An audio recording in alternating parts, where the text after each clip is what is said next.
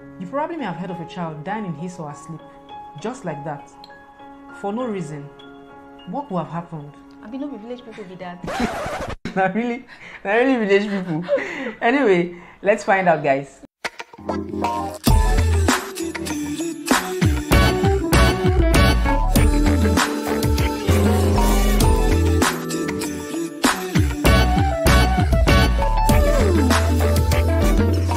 Welcome back to our channel. Yeah, welcome. Trust you're doing great. Yeah. For our new subscribers, you're highly welcome. We are so happy to meet you. So today we will be discussing about a very interesting topic titled Sudden Infant Death Syndrome, or baby-cot-death. It's also known as cribdeath. Yeah.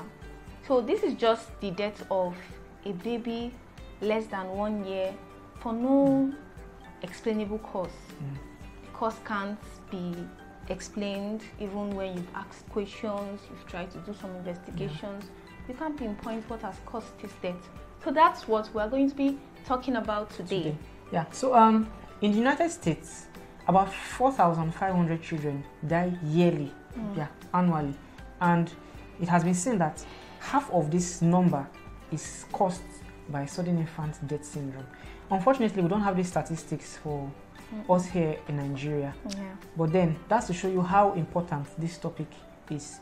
There are lots of things that cause this kind of death in children. Yeah, and we'll be talking about the things that cause them, and then how and what to do to prevent the child from dying suddenly, just like that. So let's jump into it.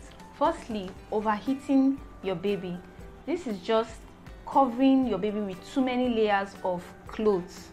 Some people have their reasons for doing this. They want to keep the baby warm, they want to protect the baby from all sorts of environmental weather problem. So this is okay, but some people are doing it the wrong way. You see that the weather is sunny and it's hot. You are even sweating. Sister, you are sweating and you wrap your baby so much like a present. Wrap. Is it present? I mean, don't go and bake the child. You're trying to bake your child. It's not good. Man, it's not good. There was this case I had in my clinic where a woman came with her child for a totally and completely different reason or complaint. But then when it was time for me to examine this child, I noticed that the child was wrapped, as in they wrapped this pikin. The wrapping was so much, and I don't know whether we in this part of the world we see it as a form of protection of the child.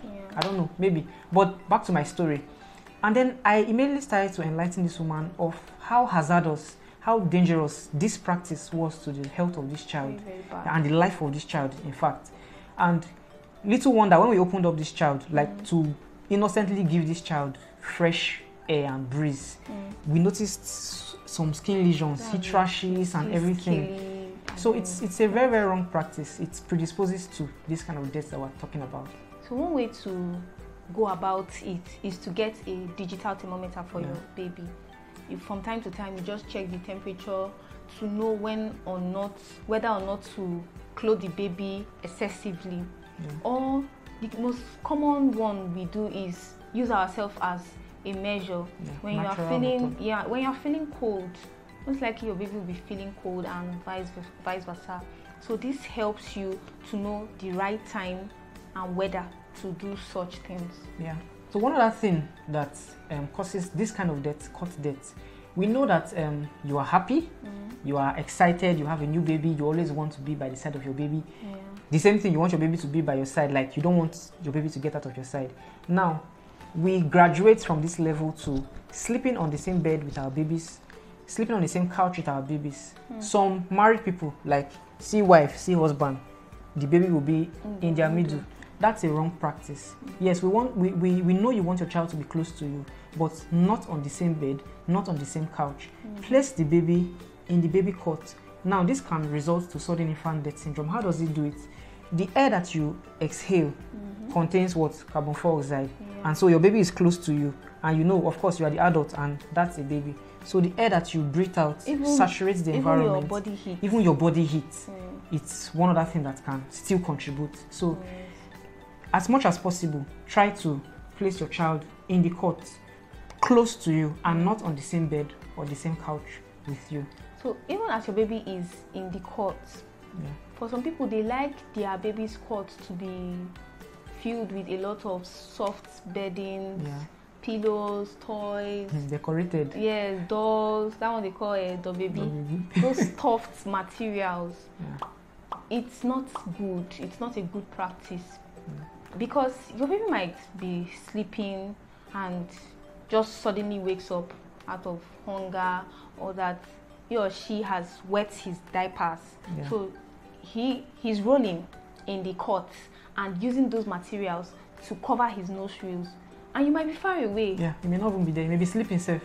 You might be very, very, very asleep, deep slumber, and this baby will just pass away from there.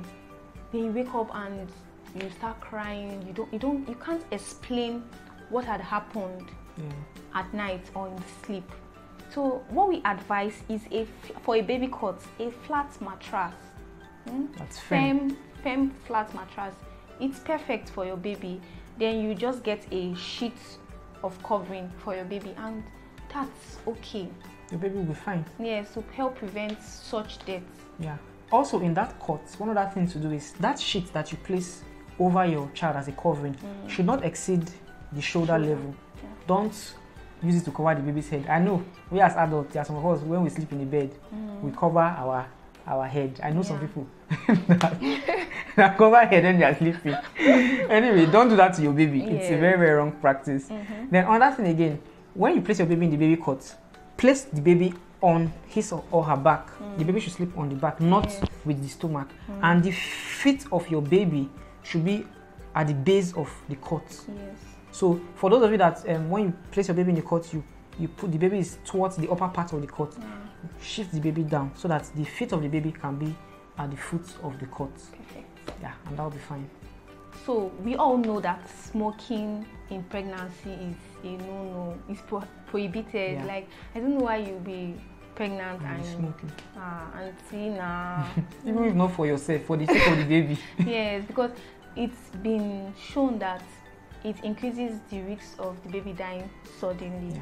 So times two. So please don't do that. And even when this child is born, don't smoke with baby in the cot by your side.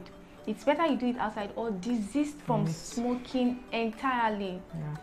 It's difficult, but you can do it for your baby that you love so much. You can do it. Just don't smoke around your baby, because you are actively smoking, and this baby is inhaling the smoke as a passive smoker. So your baby has automatically become a passive smoker. And he or she can't exhale such smoke, and that can lead to sudden infant death. So please stop that. One of the things that is closely related with smoking is alcohol intake. Most smokers will drink. Anyway, that's a topic for another day. But then alcohol is one other thing that is contraindicated. Like, it's also a no-no for pregnant women, because it will also increase the chances of your child dying from sudden infant death. So please, if you smoke or you drink, stop it. Stop. Infection is another cause of your baby dying suddenly. It can be in the blood, in the chest of the baby, any part of the body at all. So breastfeeding has been shown to help increase the immunity of your child and help fight this infection. You see people advocating for exclusive breastfeeding. They keep telling you, even when you go to the clinic for your pediatrician visit, the doctors there, they will still tell you, madam, even if you are a working class lady, try as much as possible to breastfeed your child. It will not make your breast to fall. No, it won't. It would help increase the immunity. And also as a way to boost the immunity of your child.